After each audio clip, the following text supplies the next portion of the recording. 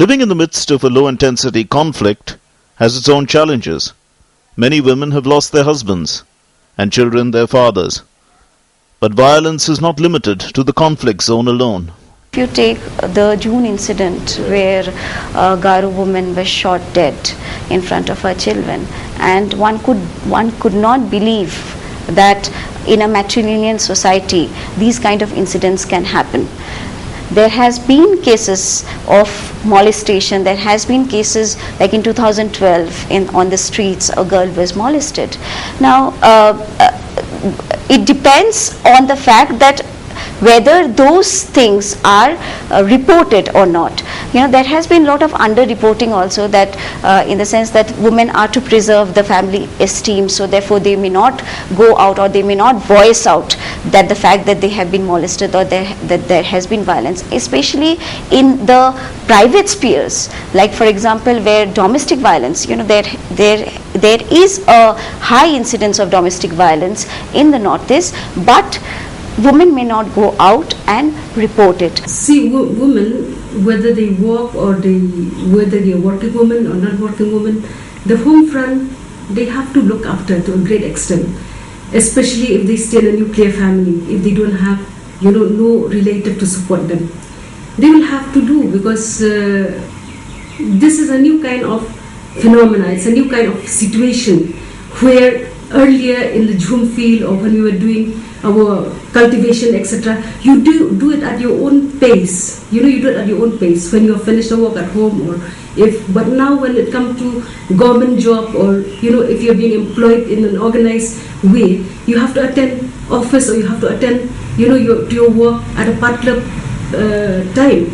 So what happened here is that even like in other societies, women here, they do what we call the second shift. First, working women, we work in the office or in the wherever we are placed, and then when we go back home, we have to take care of our household chores too. But no doubt, there's been a lot of sensitization, I think, among men also. Nowadays, even men also, they feel the need to help out the women. For example, in our traditional society, when a woman is not okay, is not well, is having a small child, even men, they do wash the clothes, they do the cooking, they do the the cleaning, they do help. So even now also, especially now as we're progressing in this world where most families are nuclear, we don't have support system, the husband, they do help. Violence is one thing that is happening in the private spaces and in the public spaces, and the women of the Northeast have to come together. Like for example, women have come together to voice out the violence meted by the army personnel, but they need to also come together and discuss the sexual harassment at the workspaces. Those kind of issues are not being discussed in the public forums. Compare Meghalaya to other parts of India, you can say that women here are much more respected. They can move freely, they can go by public transport freely, they can go here and there freely and see the market. Anywhere you go, you'll see a lot of women. Whether it is in the teaching line or whether it is in the government service, you'll find lots of women. Or even if you go to the marketplace, especially you'll find a lot of local women. But even the non-local also, if you go to the business shops, business community here, Sindhis and Marwaris and all, you'll see that even they engage their wife to even sit in the shop, which is not seen in other parts of the country. Comparatively to the rest of the country, yes, I feel that we are respected as maybe because traditionally also our society is more broad-minded. So I feel that we are respected. They may be earning, they may be contributing to the economy, but at the same time they have to take the household chores. Nowhere you can have a look at any of the societies of the Northeast. The women take a double burden. They work outside, they have to work at home as well, and these are gender defined roles, and nobody probably questions. There is not a consciousness also in the mindset of the woman that whether they should not be doing this, or it should be left to the personal choice of them, that that the household chores could be done by the male counterparts in the family. I used to do my research in JNU in Delhi, and during that time also I used to research about the beginning of Christianity and how translated works affected the changing of Mizo society and how it was reflected. So I heard that in the beginning, and I read also, and I heard from many of our elders that in the beginning there was a very wide gap between the men and women in Mizo society, the tribal society, and even in the church when they danced, they could not dance together on the same platform. They used to have a bamboo pole to shift to segregate the men and the women. But now I think that the position of women is slowly coming up in the church also. But still the church in Mizoram, if I must say, it's still very patriarchal and it's quite parochial. Christianity has played a major role in trying to transform the mindset of the people, and Christianity has actually helped the women to be conscious of themselves. And now if you look at the recent Western influences, the modernity and all of that, I would say that there is not much difference except for the dressing sense, which these kind of things. Especially from this rock music, starting from rock music and all that, celebrating the birthday of Bob Dylan, which is I think in India Shillong is the only place where it has been celebrated. So all those things are there, but when it comes to the mentality, I don't really think it has completely very changed from typical Indian mentality. Mentality is just this, because it takes time to change your mentality. We can always borrow a culture, we can always follow that, but overnight it doesn't really change. That's my view. Western influences are there, but that has not transformed the role of the woman. That has not transformed the role of the woman.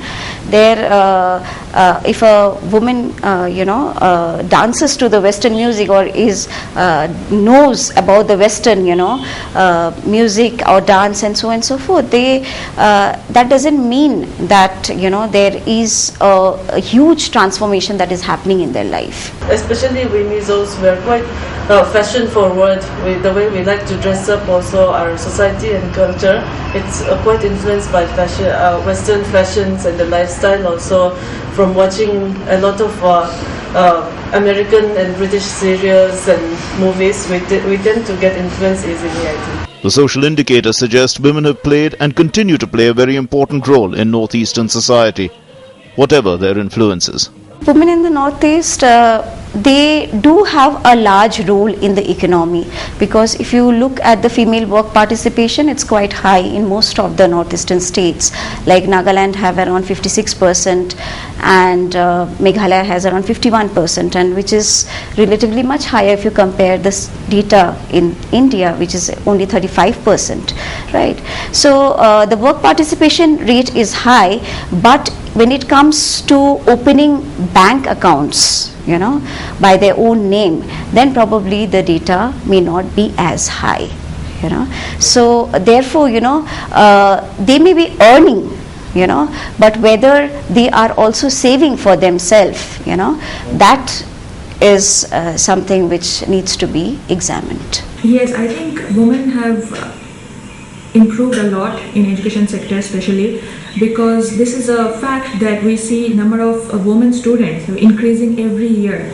In fact, so much so as compared to male students, the number of women students are increasing. So much so that last year also during hostel admission, we decided that we have to come up with a new girls hostel but not boys hostel, because it's the girls application or admission is increasing. So it's a very positive improvement, we can say, that number of girl students is increasing twofold, threefold from past years.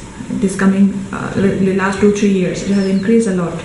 So that way, of course, definitely those women who are coming into university for studies, they will become empowered. And so maybe at this moment we might not see many women at the top level being vice chancellor or director, but I'm sure the year will come when we will be able to see, because if the number has increased so much at university level for women coming into education or studying, girls student, then definitely they will become much more empowered in future. Especially in the rural areas, you do have these interested individuals, like those who are in voluntary organizations, those women, those leaders who think that women should be able to stand on her own feet.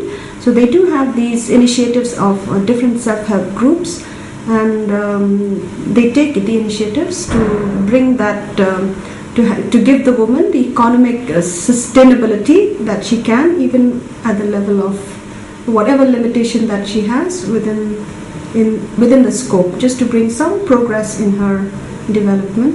If you look into the data of the Northeast, you'll find that among the top 10 states of India, Northeast have around 4 states, where the female literacy is very high, like for example, Nagaland, Mizoram, Meghalaya, Tripura.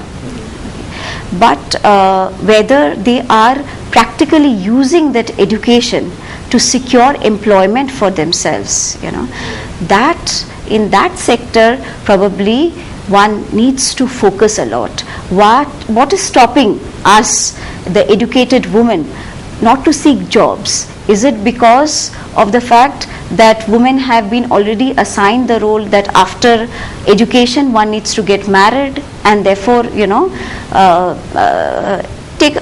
not take to jobs, and so on and so forth? So because if you link education to female work participation, that may not have that may not have a direct correlation, because most of the female work participation, the high female work participation, is coming from the agricultural sector, or it is coming from the informal labor. Even in the Northeast itself, we have the more metropolitan areas, the towns where women are very developed nowadays also, but in the rural areas there is still a very great scope for improvement. Women can be self-employed rather than getting an employed, rather than trying to seek a job elsewhere or outside the northeastern state. You have a very high migration from the northeastern states to the rest of the country, especially in metropolitan cities.